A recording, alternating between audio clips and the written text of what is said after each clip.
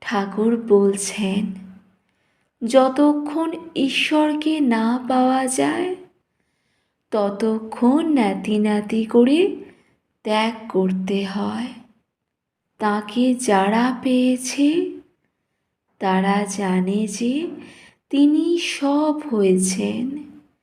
ঈশ্বর, মায়া, জীব জগৎ। তখন বোধ হয় জীব জগৎ সত্য তিনি। যদি একটা বেলের খোলা, শাঁস, দানা আলাদা করা যায়, আর একজন যদি বলে, বেলটা কত ওজনে ছিল দেখো তো, তুমি কি খোলা দানা ফেলে শাঁসটা কেবল ওজন করবে?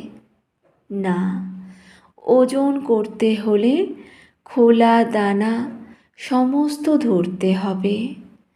ধরলে তবে বলতে পারবে বেলটা কত ওজনে ছিল। খোলাটা যেন জগৎ, জীবগুলি যেন দানা।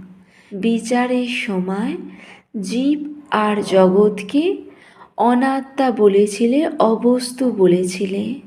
বিচার করবার সময় শাঁসকেই সার, খোলা আর দানাকে অসার বলে বোধ হয়। বিচার হয়ে গেলে সমস্ত জড়িয়ে এক বলে বোধ হয়। আর বোধ হয় যে সত্তাতে শ্বাস, সেই সত্তা দিয়েই বেলের খোলা আর দানা হয়েছে। বেল বুঝতে গেলে সব বুঝিয়ে যাবে। অনুলোম বিলোম, ঘোলেরই মাখন, মাখনেরই ঘোল। যদি ঘোল হয়ে থাকে তো মাখন হয়েছে, যদি মাখন হয়ে থাকে তাহলে ঘোলও হয়েছে। আত্মা যদি থাকেন তো অনাত্মাও আছে। যারই নিত্য তাঁরই লীলা, যাঁরই লীলা তাঁরই নিত্য।